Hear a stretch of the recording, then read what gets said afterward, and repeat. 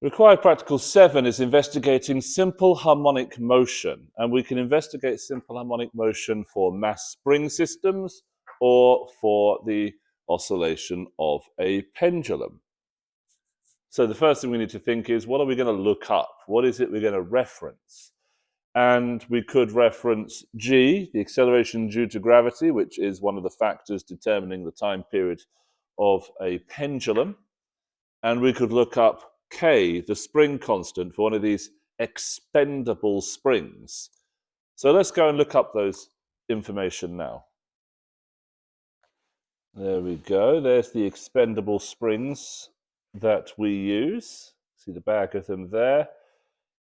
And approximate spring constant, it says it down here, 23.5 newtons per meter.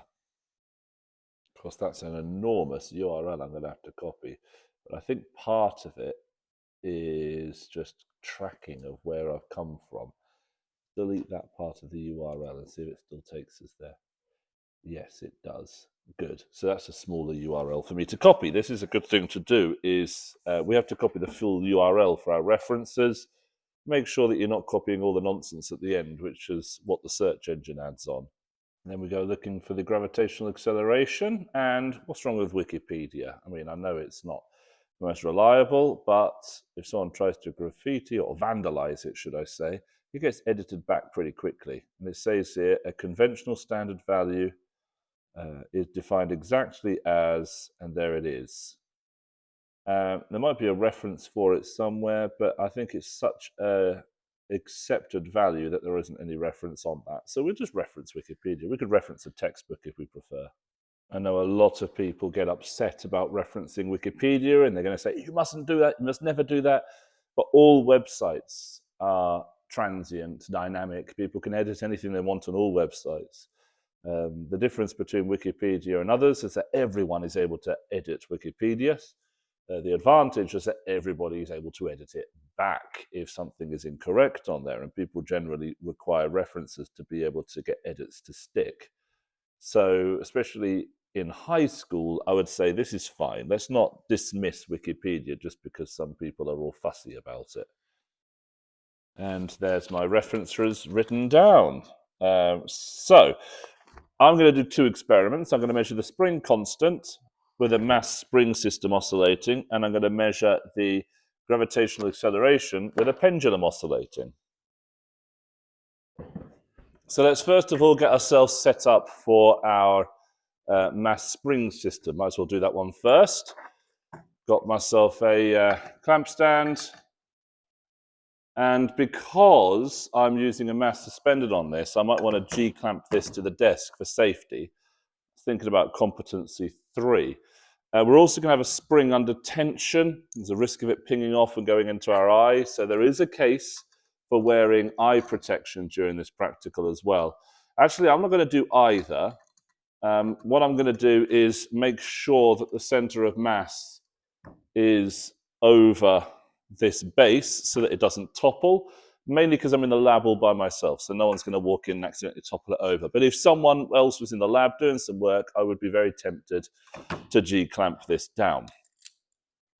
When it comes to safety stuff, risk assessments, it's always worth actually thinking it through, not just doing something because it tells us to, but thinking, what is the hazard and what am I going to do to reduce the hazard itself? I've got a ruler here. Won't need that for this one, but if I wanted to, I could measure the spring constant by loading up these masses bit by bit, measuring the extension. I could do that, and I could clamp the ruler in place so that it doesn't move. Usually that's recommended. I'm not going to need that. I'm just going to get this thing to oscillate, which means I need a fiducial mark. And people get all fussy about fiducial markers. Well, I'm just going to use a stick. It'll be a blue tack. We don't need to be too fussy about this. Remind ourselves that this is just A level. And there it is. There's our fiducial marker. And now I can oscillate around that point. Just like that. Let's get you in closer. So from my perspective, the fiducial marker is absolutely in line with that mass. And I'm going to need to record my results in my table. I don't just record results at random on the page, I draw a table. And so my independent variable is going to be the mass that is suspended from the spring. So mass, and I might as well measure that in grams. And let's oscillate it over, I think I can get 20 oscillations with that, maybe even 30. So let's go with 30 oscillations. So we can say 30 multiplied by time period in seconds, and then I'm going to process that to get the time period in seconds. So my table is actually pretty much ready to go right there. I haven't added the lines yet, but I'm not going to add my lines just yet because I don't know how many data points I'm going to get. So we get this thing oscillating. And get it oscillating. Don't be sitting there going, right, I'm going to start the timer the moment it's, dong, like all this stuff. Don't do that. Get the timer like this and go, don't do that. Don't do that. Get it oscillating. Try and make sure it's oscillating just vertically. You don't need very big amplitude oscillations. Try and get it oscillating just vertically. And then look when it passes the fiducial mark and start counting from 0. See, look, that's rocking backwards and forwards a bit, which really we don't want. Might not be able to help it, but we'll see what we can do. So, the oscillating, 0, 1, 2. Timed it wrong. Let's try again. Get that oscillating. And I'll do it when it goes down past it. 0, 1, 2, 3, 4, 5, 6, 7, 8, 9, 10, 11, 12, 13, 14, 15, 16, 17, 18, 19, 20, 22, 23, 24, 25, 26, 27, 28, 29, 30. Not great, because it did gain a mode of oscillation which was more like a pendulum and then went back into being oscillating just vertically. So it's not perfect, but it will do. 100 grams and 13.11 seconds. Is there any point taking repeats? No, there isn't, because we've just done 30 repeats. Effectively, that's what we've just done. So 200 grams, move my fiducial marker down to there, and I'm putting the fiducial marker at the rest position because that's where the mass moves fastest through. So the mass spends least time at that point. You put it where the mass reaches and stops during its oscillation, and there's two problems. One, when does it exactly get there? Because it stops, there's going to be a greater uncertainty in that time. But two, as the amplitude of the oscillation decreases, it's not going to reach that point anymore. So this is the most sensible place to put the fiducial marker, which is the equilibrium position. Right, clear the stopwatch, and off we go again with 30 oscillations. Get it oscillating, and we're going to go when it goes down through the fiducial marker. 0, 1, 2, 3, 4, 5, 6, 7, 8, 9, 10, 11, 12, 13, 14, 15, 16, 17, 18, 19, 20, 21, 22, 23, 24, 25, 26, 27, 28, 29, 30. 18.29. Right, let's add another 100 grams. Let's go for 300 grams. Now, we can only go up to 700 grams. Beyond that, we risk the spring being extended beyond the elastic limit. And although maybe that shouldn't affect the time period very much, it might do. We don't know. So let's just do it up to the elastic limit of the spring, but not beyond. So let's move the camera down. Okay. Ready to go for 300 grams. Now, you're not going to have to watch all of these because it's not very exciting. You see what's going on. 0, 1, 2, 3, 7, 28, 29, 30. I think that was about right. 22.09 seconds. So we're going to do this with 7 different masses, up to 700 grams. We're now on 700 grams. You can see how stretched the spring is and why eye protection might be a good idea here. I'm not going to wear the eye protection. I don't think that means I'll fail competency 3, but never mind. 0, 1, 2, 3. Oh, I've lost count. Don't try and do 2 things at once. I'm going to have to start that again. Right. Get that oscillating. 1, 2, 3, 28, 29, 30. Might be a teeny bit early on the trigger then, but random errors will catch that. And there we have it. There's all the data for this experiment. I can now draw my lines, I can do my processing, but while I've got the equipment out, I should move on to the next practical. That is to say, the pendulum practical. So let's just move straight on to that. So we're going to carefully unload the spring. Notice that the spring has not exceeded its elastic limit because it's not become permanently deformed. So that's okay. If it had, we might have to make a little note somewhere that it had. Now we can move on to our pendulum. So our independent in the pendulum experiment, and I'll do this on a fresh page, independent variable in this one will be the length of the pendulum. So that is the distance between the center of this bob and the point around which it's oscillating. Now there's a few things we can do. We can clamp wooden blocks in here to have a better, more definite top bit. And we could use a micrometer to measure the diameter of this, halve it to get the radius, add that extra length here. But actually, I'm just going to measure to the nearest centimeter. I don't think it really matters. As long as we have enough data, we'll absorb the random errors in our graph drawing. It's possible to overdo these practicals, I think, and they are only A-level practicals. So our independent variable is going to be the length, and we will measure that in centimeters. We can convert it later. And we will measure 30 time periods again in seconds, just as we did last time, and then use that to calculate t, the time period in seconds. Stopwatch at the ready. Right, so let's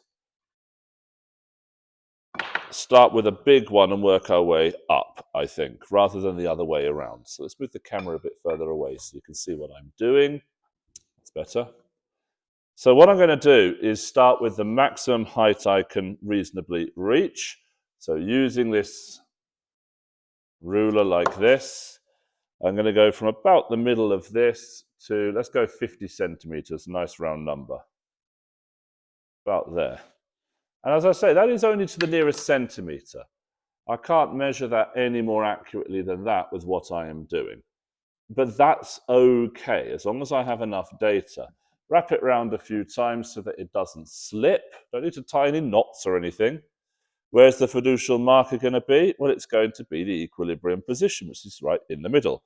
So again, stick with a bit of blue tack, position it like that.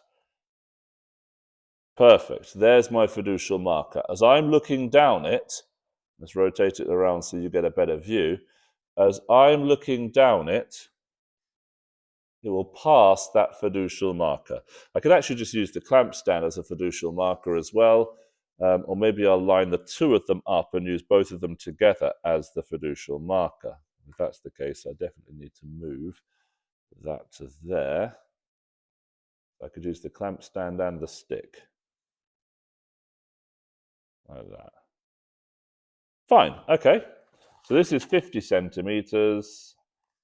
Not 50.0, I'm only measuring to the nearest centimeter, and I will have to make a note of why I'm doing that for when I do my error analysis. We want very small angle of oscillation. That is possibly too big. Okay, so you can't see it very well there. Let's just turn this around. Very small angle of oscillation, and actually that is possibly too big. It only has to be very, very, very, very small angular displacement. Very small displacement indeed. Does not need to be a big displacement. A degree is all we need. So let's get it so it's not moving. We'll give it a nudge. Get it oscillating by about 1 degree angular displacement, and then it's already oscillating. So let's get the timer going. 0, 1, 2, 3, 28, 29, 30. And that was 42.39 seconds. And that's how it works. So look how small that is still oscillating. I can still use that. Very, very small angle of oscillation. And now, because I haven't tied a knot, this is going to take seconds to unravel. And maybe we'll do 50 45, 40, 35, 30 will go up like that. The more data we have, the less the fact that we're measuring to the nearest centimetre is going to be a problem. So let's go with 45 now. So I will position the ruler so that it is 45 centimetres down from that pivot. Lift this up until the middle is about there. That's about as good as we're going to get. Then loop it around a few times so that we are not going to get it slipping. Move this string out the way. Reposition it relative to the fiducial mark. Of course, you can see at some point this is not going to be able to use as a fiducial mark, this stick, because pendulum bob is going to be all the way up here. Well, I'll just use the clamp stand and just have to hold my head in the same position. Or I could even drop the fiducial mark from above, or I could get a second clamp stand, something like that. Over the course of 30 oscillations, it really shouldn't matter. So this is 45 centimetres. I'll just show you this one, and then the rest of them I'll do without showing you, because otherwise we're going to get bored of listening to me count to 30. So very small angle of oscillation. Get it swinging. You can see it swinging. And 0, 1, 2, 3, 27, 28, 29, 30. And that was only 40.54 seconds. It's gone down, as well it should, because the length had gone down. And then I'm going to do 40, 35, 30, and so on. I will just show you this bit. Now the pendulum bob has gone above this fiducial marker at the bottom, but rather than moving it, I'm going to use that to make sure my head is lined up. And then once I made sure my head is lined up, so I'm looking down here, making sure this fiducial marker is in front of the clamp stand, the retort stand itself, I'm going to use the retort stand as a fiducial marker. That will work fine. And there we have it, all of the data for the pendulum. I could go smaller than 20 centimetres and going 5 centimetres at a time, so I could go 15 and so on and so on. But 7 data points will be enough to do what I want to do. I can now put all my equipment away and start analysing. Okay, so it's analysing time. Better get myself a calculator. So 13.11 divided by 30, 0.437. Let's do the rest of them. Yes, I've decided to record to 4 significant figures because each of these is 4 significant figures. And the number 30, well, 30 is an integer, so significant figures don't count for integers. So I'm going to give all of these to 4 significant figures, 7, 3, 6, 3. Not that I'll be able to plot them to that. That might be a little bit too much. 8, 4, 3, 7. But it's worth recording them to that anyway, in case I need to use them in any later calculations.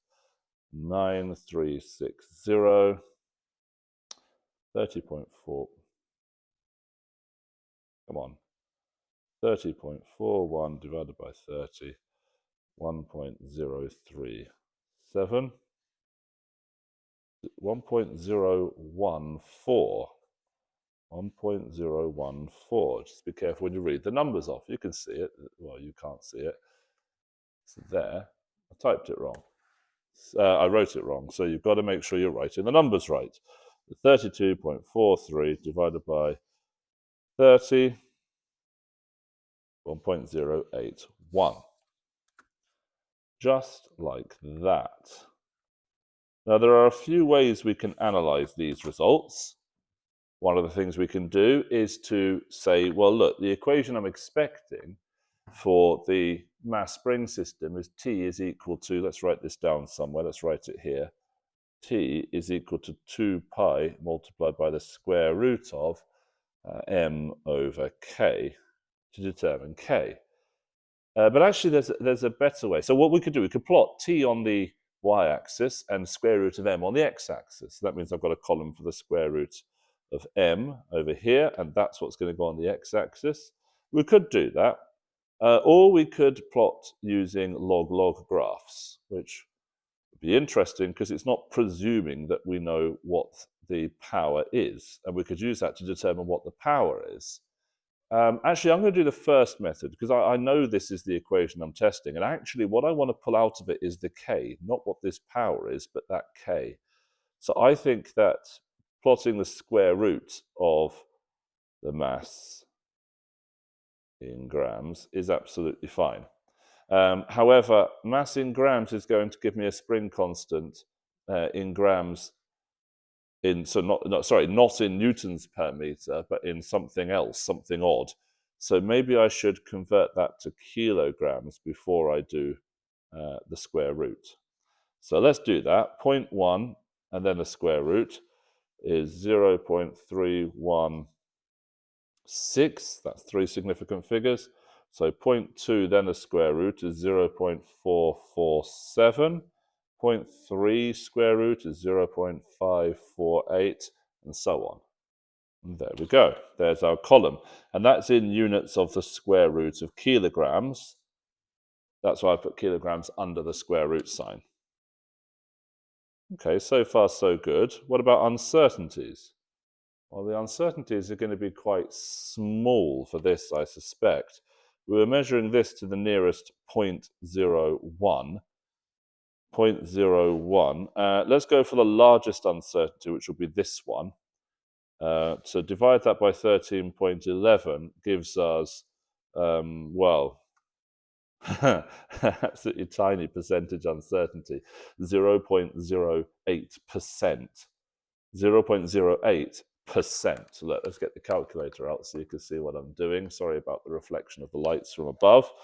0.01 seconds uncertainty, which is perhaps a little bit too much. But a little bit too little uncertainty, divided by that, and then times it by 100%, we've got 0.076%. Now, even if that is way too low an estimate, and it's double, 3 times, 4 times that, it's still less than 1% uncertainty on all of these numbers. So I'm going to discard that uncertainty. These, on the other hand, have about 2% to 4% uncertainty on these. So let's say 2% uncertainty on these values. If they're 2% uncertainty, then a square root of it is going to be 1% uncertainty. So we could put the uncertainty in the square root of the mass in here. And that's going to be about 1% of what these numbers are. So move the decimal place 2 places along. To get 1%, so 0.316 divided by 100, we're looking at 0.003. Might be able to plot that. 0.447, move it along to 0.004, 0.005, 0.006, 0.007, 0.008, 0.008. Probably not going to be able to plot those uncertainties either. I think they're going to be too small. But we are thinking about them. Right, so let's draw the rest of my table here. I should record the resolution of my instruments somewhere.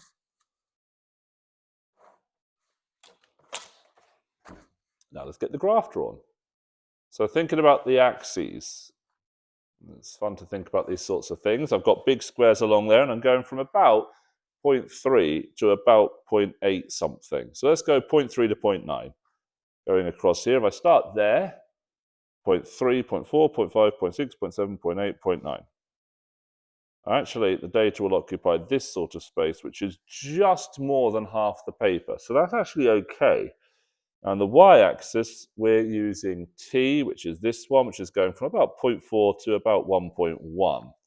So if this say down here is 0.4, 5, 6, 7, 8, 9, 1, 1.1, that will occupy just more than half of the space. Just more, so around about half the space. So we can just about acceptable graph with really nice, easy scales. Potentially push this one a bit further. Let's just have a look from here. So 0.4, 5, 6, 7, 8, 9, 10, 11. Yeah, let's push that scale a bit further. So let's go like this. 30 centimeter clear plastic ruler, single line, not coloring it in like this. And what we're going to do, we're going to call this T in seconds. We're going to start with 0.4.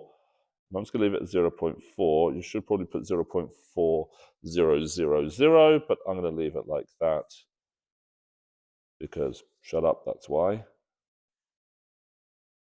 0.8, 0.9, 1.0, 1.1. So that's going to occupy more space vertically. That would be better.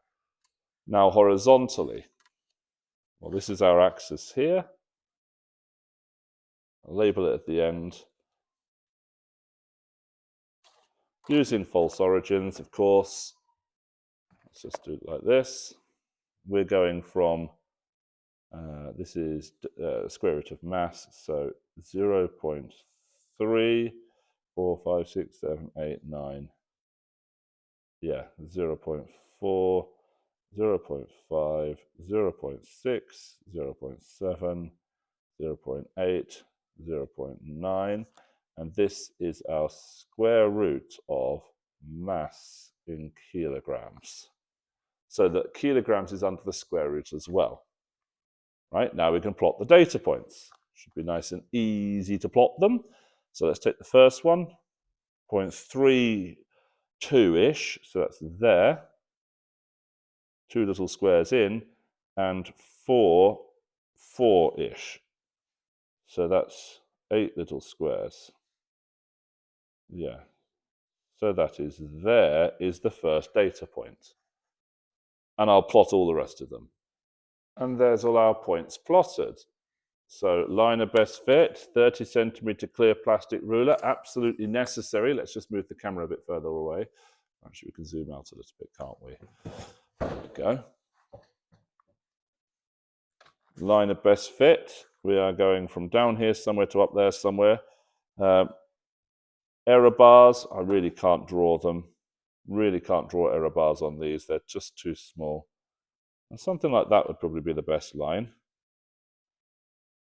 So we use a 30 centimeter clear plastic ruler. Maybe not the best, but it's okay. It will do. In terms of error analysis, I'm certainly going to struggle to make any sense of this. So let us draw some points where we're going to measure our gradient, because our gradient of this is going to be 2 pi divided by the square root of k, and we're trying to determine the square root of k. So let's use a point all the way down here. That looks like it's pretty much on the line. And all the way up here, that looks like it's pretty much on the line. Let's write down the coordinates, as I always do. This is 0.83 in the x-axis, and on the y-axis it is 1.05, 0.06, 0.07, 1.07, I believe. And I'll do the same thing down here.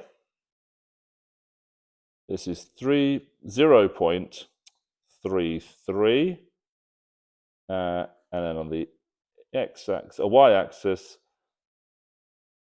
is 0.455 in that case. Okay, gradient calculation. Let's write this down. Gradient is going to equal to difference in the y-axis, that's 1.07 subtract 0.455, divided by difference in the x-axis, that's 0.83 subtract 0.33. Hope I've got the scale right there. If not, someone will get in the comments and moan at me. 1.07, 0.455 subtract, 0.83, 0.33 subtract divide. So this gives me a gradient of 1.23. 3 significant figures will do. Units are seconds. Kilogram to the minus a half. Very odd unit right there. But that's what it is. Now that is equal to 2 pi over the square root of k. So k is going to equal 2 pi divided by the gradient all squared. So I can chuck that into my calculator. There's my gradient. Let's go 2 pi and then square it all. And I get 26.1 newtons per meter. Okay, not brilliant, not a million miles away from what it should be though. Should be 23.50. I got 26.1, but I don't know what the tolerance of that number is. But it's not a million miles away. Now we look at the pendulum. Just like before, I have to calculate what the time period is. So, into my calculator, I will type 42.39 divided by 30, 1.413, using 4 significant figures. And 40.54 divided by 30, 1.351, and so on. Just like that. So, we could, again, if we wanted to try to work out what the relationship was between L and T, and we think it's a power law, we could do a log-log thing. I'm not going to do that because I already know what the relationship is. So I already know that the time period should vary as the square root of L. So let's have a column here for L in meters under the square root. Just like that. And so 50 is 0.5. So square root of 0.5, 0.71. Let's do 2 significant figures for these. So 0.45 square root, 0.67, and so on. And there we have them. Draw a line of best fit. Not line of best fit, what do we call it? A line on our table. And so we'll finish off these table lines because we don't have any other data in there. Going a little bit higher there, just so you can see that that's all under the square root there. Right, okay, now let's think about uncertainties. Think about uncertainties every time. So here's my data, and this was to the nearest centimeter. And this is going to have the most uncertainty right there. So that is 1 divided by 20. That's 5%. But that's the square root of 5%. So that's 2.5%. And 2.5% of 0.45 is 0.011. So I could have a column here for the absolute uncertainty in L, and I could start filling these in, probably only to 1 significant figure, because otherwise I'm not going to be able to plot it anyway. Let's just check some of the others. So that's 25 centimeters. 1 divided by 25 is 4%. Half of it, because it's under the square root, that's 2%. And 2% of 0.5 is 0.01. And let's do it for this one. Yeah, they were all 0.01. So that's the uncertainty in the square root of L. What about T? Well, the uncertainty of this is absolutely tiny. So that's 0.01 divided by 42.39, 0.02%, is nothing. And that of 1.413 is nothing I could possibly plot. It's on the 4th decimal place, which I've rounded off anyway. Just check this one here. So 0.01 divided by 26.99. Again, 0.04%. Pretty much nothing. Times that by 0.9 gives me a number on the 4th decimal place, which I'm not writing anyway. So the uncertainties in the time, I can't really do anything with. They're too small, which is fine, because that's one of the reasons why I did those timings over such a large amount, over 30 time periods, was to reduce that uncertainty. But might be able to include error bars on delta square root of L. Error bars on the square root of L. I don't know. We'll see. So what am I going to plot? I'm going to plot this on the x-axis, and I'm going to plot time period on the y-axis. So here's my graph paper. And let's look at the x-axis first, which is this. And I'm going from about 0.4 to about 0.7, well, a little bit more than 0.7. So 4, 5, 6, 7, obviously not. 4, 5, 6, 7. Yeah, that's probably our best bet, is every 0.1 is 4 large squares, 1, 2, 3, 4. 4 centimeters across this scale is 0.1 square root of meters. And then on the y-axis, which is t, we're going from 0.9 to 1.4, just a little bit more than that. So 9, 1, 1.1, 1.2, 1.3, 1.4. We can double that. 0.9, 1, 1.1, 1.2, 1.3, 1.4. Yes, so we can start here.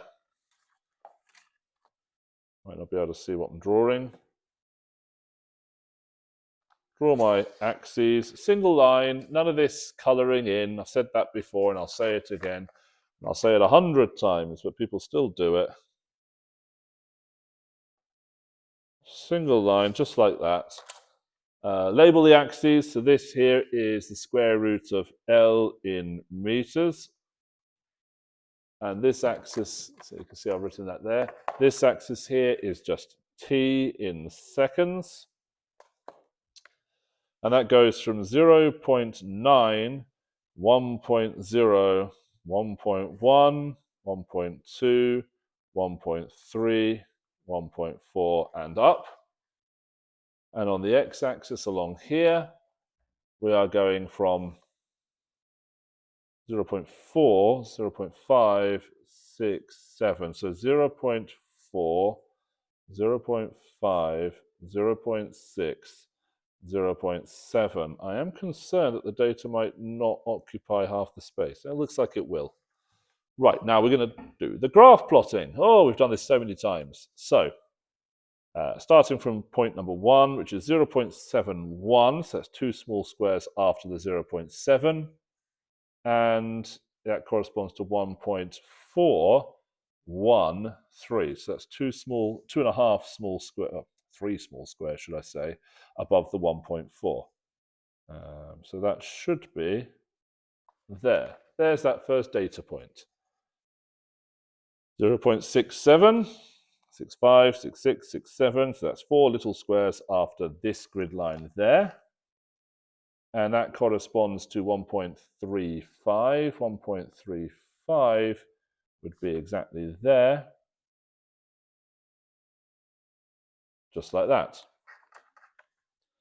0.63, that's 6 little squares afterwards on that one, on the x-axis. On the y-axis, 1.278, 1.28, let's say, 1.28, 5, 6, 7, 8. So it's 4 little squares underneath this one. And double check it is 6 little squares after that one, so that should be about there, and so on. So I'll keep plotting these points. And there they are. They're all the points plotted. Now I can have a look at these uncertainties. 0.01. So that is 2 small squares, isn't it? Just see if I've got that right. 5. Yeah, it's 2 small squares to the left and right, the error bars. So let's add all of those error bars on. 2 small squares to the left and right. Like that. 2 small squares to the left and right. So it is worth drawing these error bars, it seems. And 2 small squares. 2 small squares. You see, it doesn't take long to do these error bars at all, but it is worth doing them because it will help us make our line of best fit a little bit more accurate. Remember, the line of best fit must pass between all of the error bars. We don't have any vertical error bars. We do have horizontal ones. And there we go. So we want to be as close to the data points as we can, but still pass through all of the error bars. So I think that that is probably as good as we're going to get. Just about there. Commit to it, draw your line. There we go. Close there, but that's fine. Now let's see if I can draw a worst acceptable line of best fit. Yeah, actually that goes quite nicely there. There we go. We have 2 lines. Now the worst acceptable one and the best one. Let's label it worst acceptable line of best fit and line of best fit. I've labeled them down here. Now let's take our points so we can do our gradient. Let's use that one, let's use that one. And up this top end here, let's use that one and maybe that one's going to be the best we can do, like that. And I always like writing the coordinates of those points. So this is the line of best fit one. It is 1 short of that, so it is 0.69 on the x-axis, and so it's 0.385,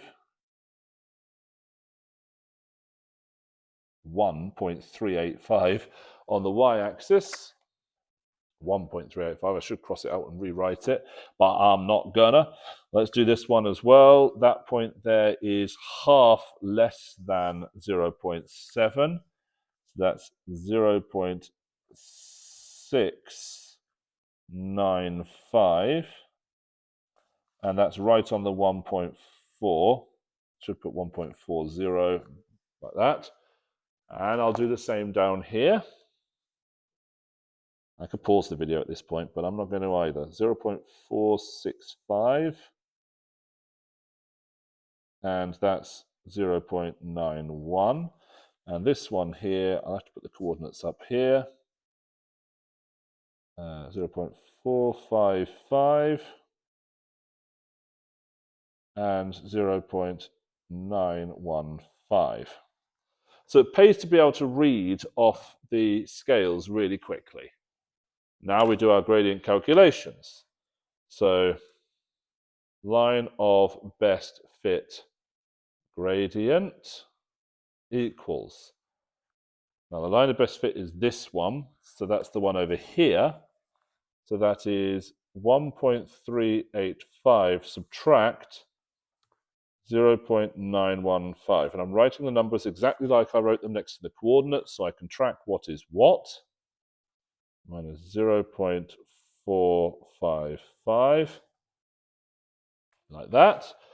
And then I can calculate what that is with my calculator and make the old calculator calca now joke that I make every single time I use a calculator. Can't help myself. 1.385, 0.915 subtract 0.69, 0.455 subtract divide 2, exactly 2, as if 2.0, let's go 2.00, units would be seconds, meters to the minus a half, whatever that means. And I can do the same thing for the worst acceptable line of best fit, worst acceptable line of best fit gradient. This will allow me to calculate an uncertainty. Couldn't do it with the last practical, can do it with this one. So that's going to be 1.40 subtract 0.91 divided by 0.695 subtract 0.465. Just reading those straight off these data points. 1.4 subtract 0.91 0.695, subtract 0.465, divide 2.13 second meter to the minus a half. Okay. And so the uncertainty is 0.13. So I can say that the gradient, I'll write it here on the right, the gradient is going to be 2.00 plus or minus 0.13, because that's just the difference between these two. Units would be second meter to the minus a half, whatever that means. Okay, well, we want a g, and we know that the gradient is going to be equal to 2 pi over the square root of g, which means that g is going to equal 2 pi over the gradient, all of which should be squared. So we can chuck that into our calculator. 2 pi divided by the gradient, which is 2, and then square it, and we get 9.869 blah blah blah. That is pretty wonderful, meters per square second. And what's the uncertainty in that? Well, it's going to be the percentage uncertainty. It's going to be the double the percentage uncertainty in the gradient, which is 0.13. So percentage uncertainty in G is 2 times the percentage uncertainty in the gradient, which is 2 times 0.13 over 2, times by 2, because it's squared, 13%. And 13% of 9.87 is 1.28. So we can say G is equal to 9.87 plus or minus 1.28 meters per square second. Well, that's pretty good. I'm happy with that. That's pretty good. So now the last stage would be to do a comparison. So you would compare the expected value to what we measured. This is more than 10% different, but I don't know what the tolerance is on these expendable springs. I could measure this using Hooke's law, of course, to check it, but that's what it said on the website, so that's what I'm going with. Won't be exactly the same. But here I've done a full error analysis and found that this answer is easily in agreement with 9.80665 meters per square second that Wikipedia said it should be, and I could check other sources if I wasn't happy with Wikipedia. And so there we go. That is the end of this practical investigating simple harmonic motion. Great success.